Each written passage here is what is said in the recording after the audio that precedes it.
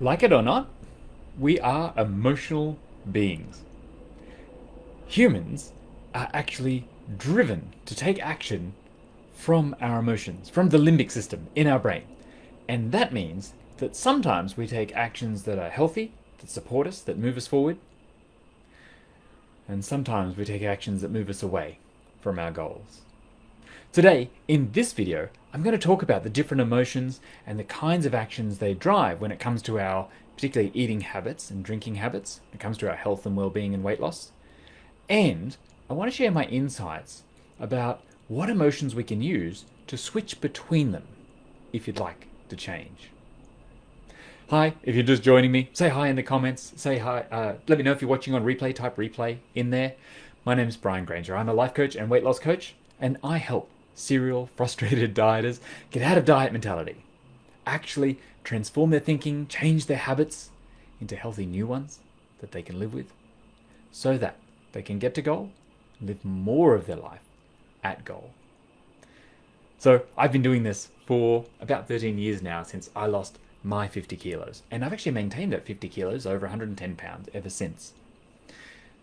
I've worked in the weight loss industry since 2008.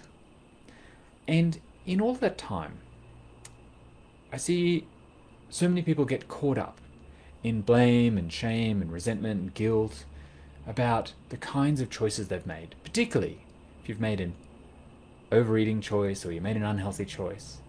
And we get into a place of beating ourselves up that we're weak-willed or that we're no good, we're not good enough. We have all this shame and judgment around it.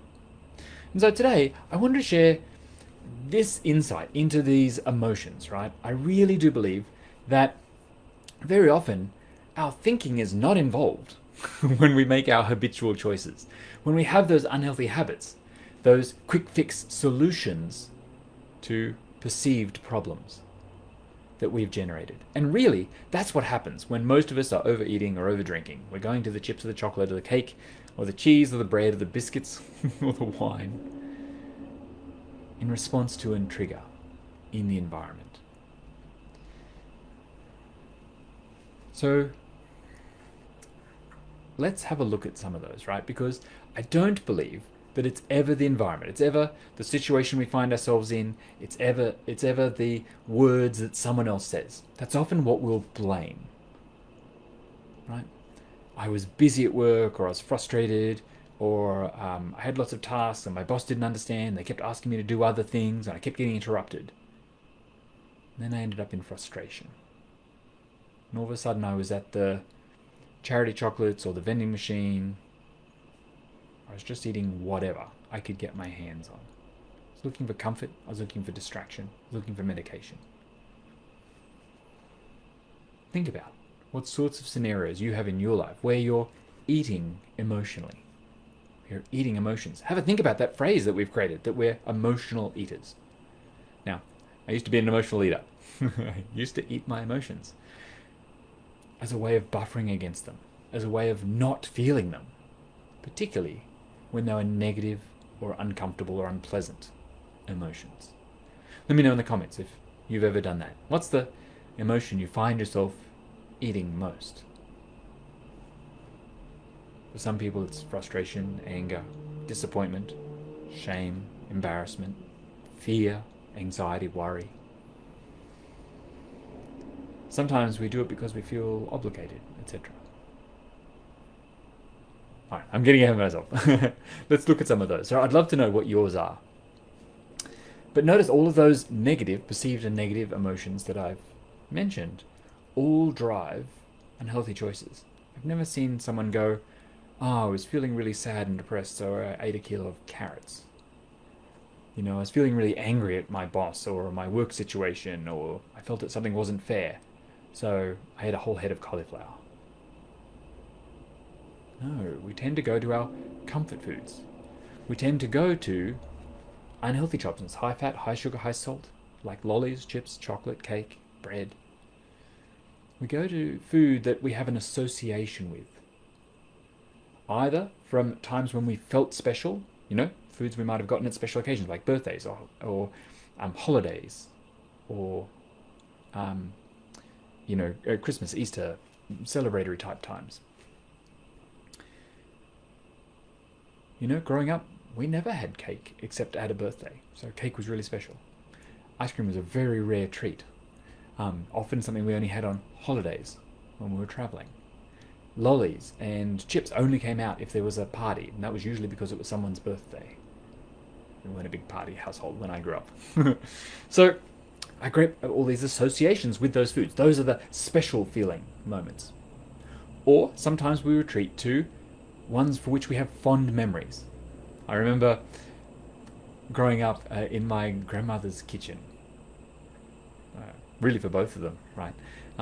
But for my paternal grandmother, it's called a green name because he lived in a greenhouse.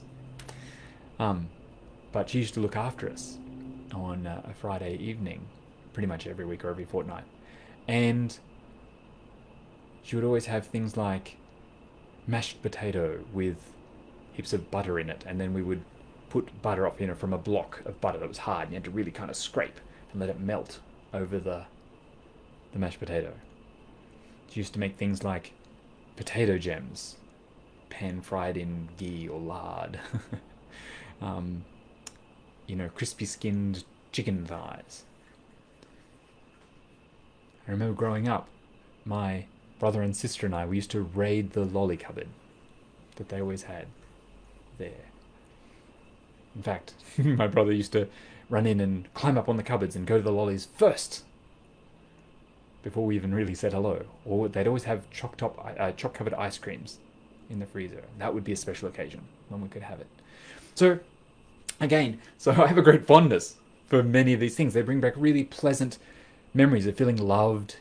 So often it's, we can have an antagonistic relationship with our parents because they're the authority figures in our life. And someone like a grandparent gets to spoil the grandchild. They get to indulge and love without condition. Sometimes they show that with food. And so, again, foods that we might have a positive association with, a feel-good memory from eating in our past. And so when we're feeling troubled, when we're feeling concerned, we want to go to those. Or we simply want to use food that we've known as a good distraction. So we want to medicate, we want to feel good with food. We want to buffer against or distract ourselves from whatever the emotion is, so we want to not feel it. And our body has learned that eating is a really good distraction. It occupies us, at least for a moment. Or thirdly, that we use food for stimulation. We're bored. That used to be my biggest trigger. Once I reached my adulthood, I'd be like, I'm just bored. What'll I do? I don't know what to do. Nothing feels appealing. And I would turn to food as something to do. Now, our body historically has been wired to do that because often that was our survival. If we were in, hunting and gathering society and you had time to be bored, well, you better go stock up for some food because winter's coming. It's a motivation to get you out and finding food. Trouble is, in our modern society, with all of our convenience, we don't have to do a lot of hunting and gathering anymore.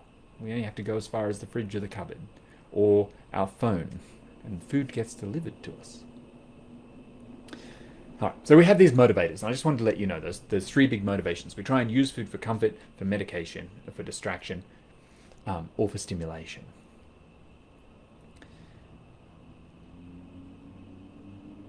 But in every case, we're driven to eat because of our emotion, or drink if drink's your thing, if it's alcohol here, or sometimes it can be other means as well: procrastination, avoidance, mindlessly playing games, scrolling Facebook, things like that. If we got lost in the scroll, it happens.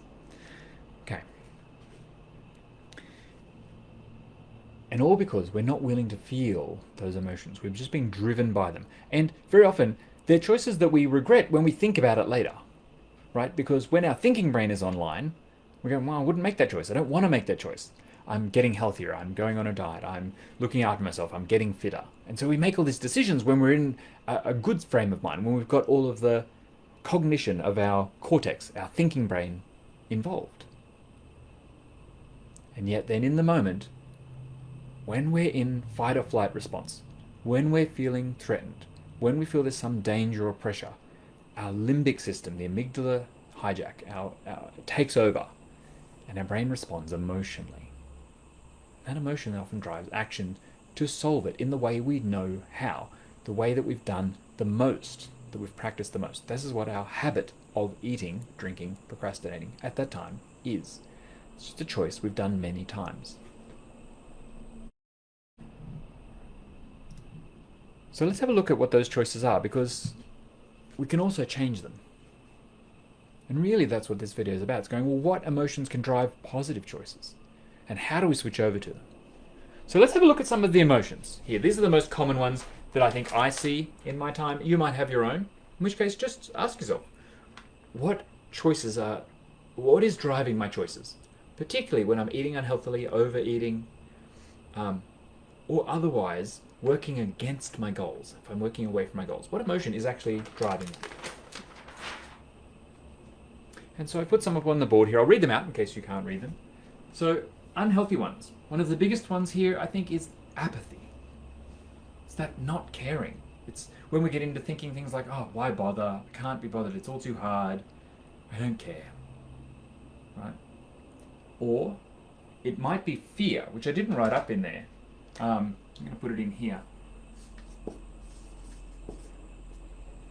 And this is when we go along to get along. I'm going to come to it later in obligation. But when we're frightened of someone else's response, oh, well, I'll just eat it because they'll be upset if I don't, right? So we get into not caring about us, not respecting and honoring our needs. So we don't care. And then we'll, usually from apathy, we'll eat whatever we can get our hands on. We'll just do whatever's easy, whatever's convenient. I'll just grab the takeaway. I'll just order in. I'll just grab whatever I happen to have lying around, right? Uncaring. Or we might feel hopeless or powerless. Particularly if we've got events going on in our lives, or we've got criticism, we've got judgment from others, we feel like, oh, there's nothing I can do. We think circumstances are outside of our control. So whenever we feel out of control, we feel hopeless, we feel powerless. And that often leads us then to apathy. Well, why bother? Can't do anything, change anything, so why try? Hopeless and powerlessness, again, leads us to not making the effort, right? Often people will talk to me about not being motivated to change, not being motivated to follow through on their healthy habits, their weight loss goals, not stick to their plan or stick to their diet. And it's because they feel powerless. They feel like, oh, I'm not getting the results I want, it's not making a difference. You've hopped on the scales and you did everything right. You ate really healthily, you controlled your portions, you did your exercise, and you got on the scale and you didn't see a loss that week or that day. Okay. Well, nothing's actually gone wrong. That's normal in a weight loss journey, right? That day-to-day fluctuations, week-to-week fluctuations happen. Your body weight changes as much as 2 kilos on the same day. But when we feel like we have no power or things are outside of our control, maybe someone's ill or sick or an event has happened, someone got in an accident, maybe you were in an accident, maybe you have an injury, and then you feel powerless. And then we stop caring, which means we go to our default habits, which for most of us, when we're looking to lose weight or get healthier, means that we are going to default to our unhealthy habits. Okay, we feel powerless, so we just let our brain do whatever it wants. We then often feel guilty afterwards, or we've done something we feel like we shouldn't have. We're in fear of what might happen. We're thinking about an imagined catastrophic future. And when we're triggered to fear, we feel threatened, right? And our brain kicks in that prehistory going, oh, our survival's at stake. Okay, well, when my survival's at stake, when I'm feeling threatened, when I'm in fight, flight, freeze, or fake mode, then my brain wants to seek pleasure, avoid pain, and conserve energy. Right? These are our primitive drivers, to seek pleasure. Okay, we'll go and seek out that high-fat, high-sugar food, that most pleasurable food. That's why most of us don't go to cauliflower. Okay, picking on cauliflower, I guess. We avoid pain. So we avoid any kind of discomfort. If those feelings are uncomfortable to feel, then I'm going to distract myself by eating this chocolate bar, by pouring another glass of wine. I'm going to numb against it so I don't have to feel it because it's uncomfortable. I'm going to retreat into the cave and lie down. Conserve energy is the third one, right? So I'm going to lie down, put on Netflix, order some food. Eat that packet of chips. Right? Because My brain has mistakenly thinking my survival is at stake, that it's life or death, that this is an imminent threat. When very often it's not. I think it's very rare. Now, it's not to say those times don't happen. They do. But it's a rare occurrence for most of us in our life. Maybe 1, 2, 3, 4 times in a life. So guilt, fear. We also then might have anger, frustration. Things aren't going the way they're supposed to be, or someone did something to me. We feel threatened. We feel under attack. So we want to lash back out. We want to punish them from anger, from frustration, or even from resentment. I have to do this and I don't want to. Or I'm doing this because I'm fearful of their response. I'm people-pleasing. That leads to resentment too. It's a great sign that you're in people-pleasing because you're resenting the action you're taking for them. Right? So all of these, we want to punish someone else for the injustice, for things not being the way they're supposed to be. And by the way, supposed to be is just an idea we've made up in our mind. Doesn't mean that that's true. So we're always just interpreting the world. But we have anger, frustration, resentment, fear. And so we want to punish others, so we end up punishing ourselves. Isn't it interesting how often those will be the choices where you'll make the unhealthiest choice? You'll overeat. Sometimes you'll do it even with food you don't like, or you'll eat beyond the feeling of satisfaction. You'll feel till it feels uncomfortable, you keep doing it. Because you're trying to justify feeling bad. Mentioned obligation before again. This is people pleasing. I have to do something for others. I have to sacrifice my needs for everyone else's. That's what so many of us are taught and raised and conditioned by our society, our culture to do. Let me know in the comment if you're a people pleaser. Welcome to the club. Or if you're a controller. Things should be the way I want them to be. Welcome to the Control Enthusiasts Club. So if out of obligation, right, then we're not respecting our own needs. And so we won't respect ourselves with our choices. And finally, scarcity or neediness, right? This is when we're experiencing lack. We're feeling like I don't have. I'm not good enough. I'm not smart enough. My life isn't fortuitous enough. I don't have, other people have it better.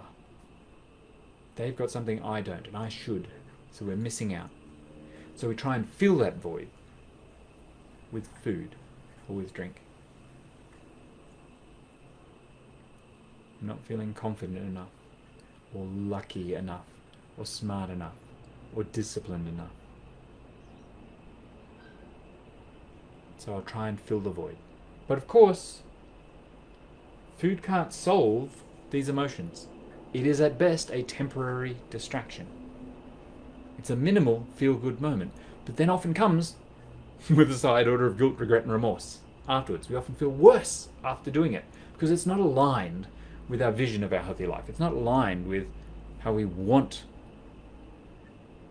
to be behaving, right? These are unhealthy choices, and we know it, and most of us have chosen we'd rather not make unhealthy choices.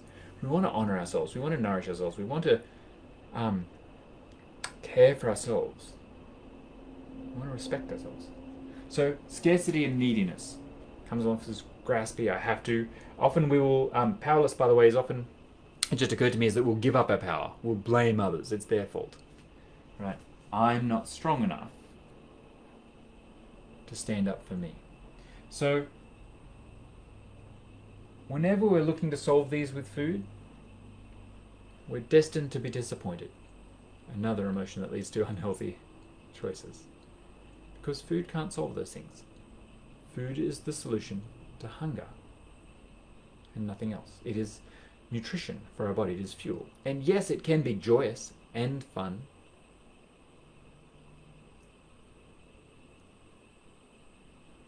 But it doesn't solve any of these emotional states.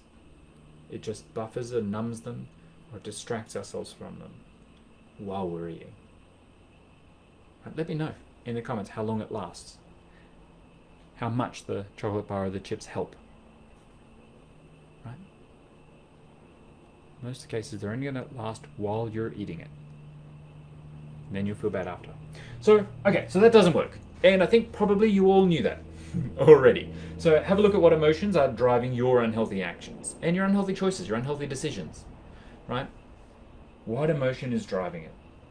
It'll usually be these because those are the ones that trigger our survival mechanism, our safety mechanism, our primitive parts of our brain, that limbic emotional system, our emotional brain, which by the way formed before we had access to language. It's what we have in common with lizards and reptiles. So we can respond emotionally without language, right? Our higher order thinking is once language gets involved, once we can start asking ourselves questions. What do I really want? How could I solve that? What's really going on here? What am I actually feeling? And I love asking ourselves these questions because that is one of the ways we can start to interrupt the pattern of always just reaching for the food. So let's find some emotions that lead us to healthier choices then, that actually are nourishing ourselves, that are caring for ourselves. And so care is of course one of them. I put 4 up here, there's probably more, but these are the big 4 for me that really always work to shift me into following through with my healthy commitment to myself. I have transformed myself now, so I'm a person who eats healthily. I'm a person who looks after myself, no matter what. Why? Because I love myself enough to do so now. I can return to love for myself. And if other people are involved, I try to come to love for them too. Strangers in the street, politicians who are making decisions, someone who just cut me off in traffic, loved ones who disagree with my point of view. I try and come to love for them. I try to come to compassion and understanding. I come to empathy. How are we alike instead of how are we different? How are we on the same page? What do we agree about here?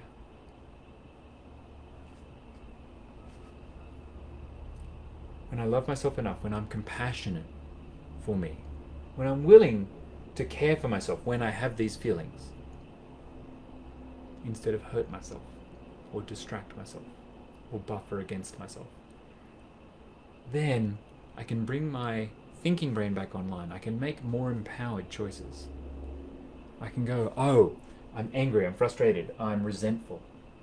That's why I have this urge to eat. But eating doesn't solve that. What would solve it? Okay, if I'm anger, we'll understand. Right? Anger tells us something isn't as it should be. There's an injustice in the world. Is that true? I can check myself. I can ask. What am I passionate about? So passion is kind of the reflection of anger. Anger is kind of the negative version at the same energy level. We have passion on the other side. So what am I coming up against? What do I believe in? What do I think is wrong here? Now, that doesn't mean we have to change anything. We just have to notice it and accept it. Because we get to decide what we want to feel on purpose. So we can actually feel these. When I feel loving, when I feel compassionate, when I feel care for myself and for others, when I feel empathy, I can connect with that higher order of myself. I can remind myself that, yeah, I want to look after me. So of course I'm going to nourish my body. Of course I'm going to treat myself well. Of course I'm going to be kind and compassionate to myself in my words and in my mind and in my actions. I see so many people trying to hate themselves healthy, try to criticize themselves thin. I've never seen it work long term. It can work short term, it can get you going. For me, it kind of got me started in the first week or two. But you can't keep going with it because it feels miserable, it feels terrible. And our brains don't want to keep doing things that feel bad. They want to get out of them, which is why we develop these unhealthy habits. It wants to shift back towards love, care, compassion, empathy. So how do we bridge it? How do we get ourselves back there? Firstly, by understanding that we can choose these on purpose. Whenever we want, it's always a decision. To get ourselves out of reaction, we have to practice interrupting that automatic response. And going, okay, am I feeling? Allow myself to feel it instead of resisting it, numbing it. I'm going to feel it all the way through. I'm going to name it. I'm going to describe it. I'm going to recognize it. Oh, this is frustration. This is anger. This is fear. This is anxiety. I get it. I totally understand you. Okay, it's here for me. Right? So how is it here for me? Okay, it's just telling me something's going on in my life that I need to know about. Okay, well, let me check. Is it something I need to know about? Because I'm going to suggest most of the time, perhaps 90% of the time, it isn't. Our brain's just got cross wires. It's just escalated something. Someone said words. Someone typed an email. Someone else got the promotion. Okay? Doesn't mean anything less about me. I get to decide what I think about me. And I love me. I'm going to look after me. I'm going to care for me. Obviously, it can be helpful here to think about what we would do with a loved one if they were feeling any of these emotions, if they were feeling bad or hurt or troubled or mistaken. We'd love them, we'd encourage them, we'd reassure them. We'd encourage them to try again, try something new. We'd reaffirm their worthiness. So can we bring any of that to ourselves? So how do we do it? Well, I actually think there are a number of emotions that help us switch. So let's put the switching emotions up. And these are things like gratitude.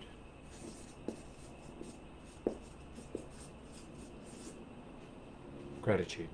What am I grateful for? What do I have in my life? You know, there's a quote, I can't remember who it's attributed to, but when what you have is enough, you'll always have enough. Right? It's this idea of acknowledging what you have, right? You know, I saw a quote the other day that your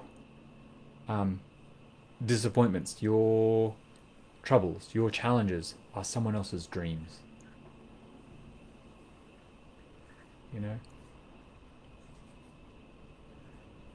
So can you come to gratitude for what you have?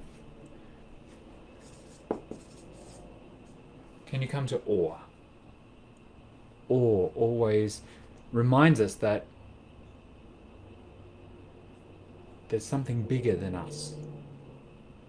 We're part of a larger, grander scheme, network, ecosystem, universe. You know, our ego always likes to be the center of the universe. It likes to think everything's always about us. And I think awe just helps us remember sometimes that some things aren't really about us. There's just other stuff going on. Which leads me to acceptance.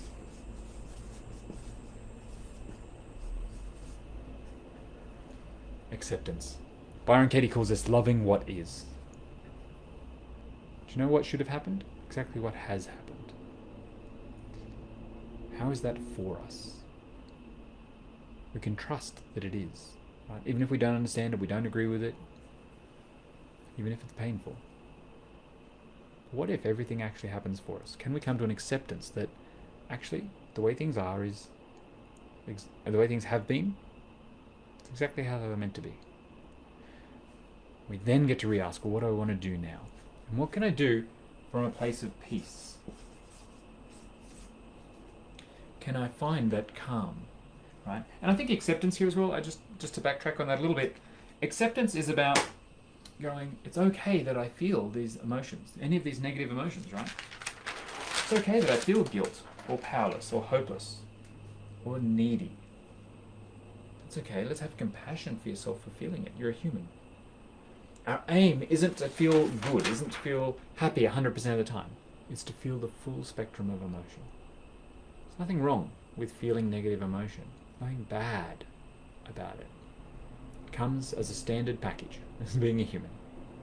So our job is to feel it fully, to live our life, not to avoid it, not to buffer against it, not to distract ourselves from it, but to live it.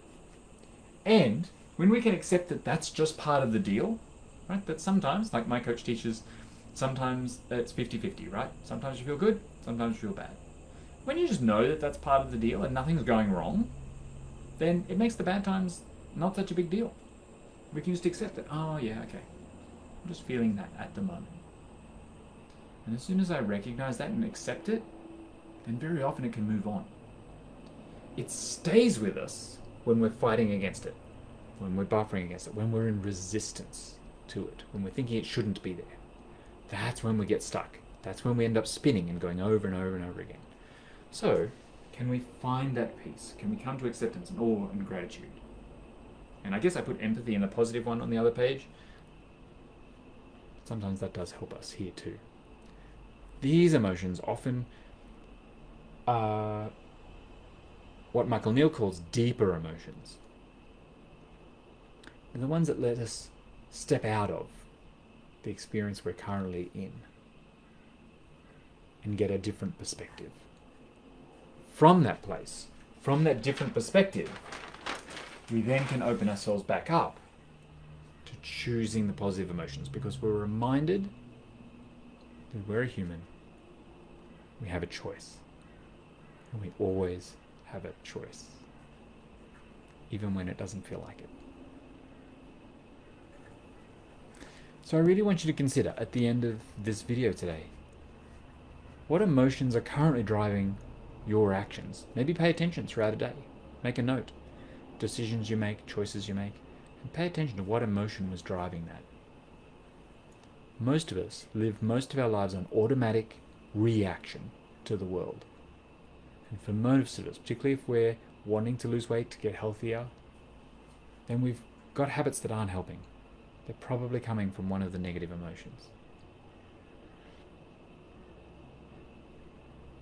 There are some others in there that I didn't mean to talk about today, but indulgence, confusion, doubt, uncertainty. My coach calls those indulgence emotions because we're indulging in them. They don't actually lead us anywhere, they just keep us stuck. So, can we switch? Can we use gratitude, awe, and peace and acceptance to help us remember that we can switch into positive emotion whenever we want. We can learn to cultivate it. And from that place, we can choose new habits, new behaviors. We can train in new responses. And I've always found that when we're switching into these ones, we naturally want to make healthier choices. We'll naturally look after ourselves. Why? Because we love ourselves enough. We have compassion for ourselves. We care about ourselves. We have empathy for others. From that place, we'll tend to make healthier decisions. So, what emotions are you having? What ones are driving your actions? What ones would you like to cultivate? I'd love to hear about your experience. And if you'd like to go deeper with this work, you'd like to discover more about how to switch the emotions, how to recognize your emotions, how to pay attention, and how to break that unconscious cycle, then please reach out to me. Head to livemorelife.com.au, book a free consultation, and let's see if working together could help you do that. I generally work with people for 6 months at a time to really help them make this transformation, to train in the new habits as a way of life. And that takes time. Of course, whether you work with me or not, that free consultation is available if you'd like it. So give me a like, give me a heart, share this with anyone who you think could be helped by seeing this information. Reach out if you need some help. And otherwise, let me know your experience. What's your favorite go-to emotion for healthy choices? What helps you switch out of the negative? I'd love to know. For now, have an amazing day, and I'll talk to you again soon.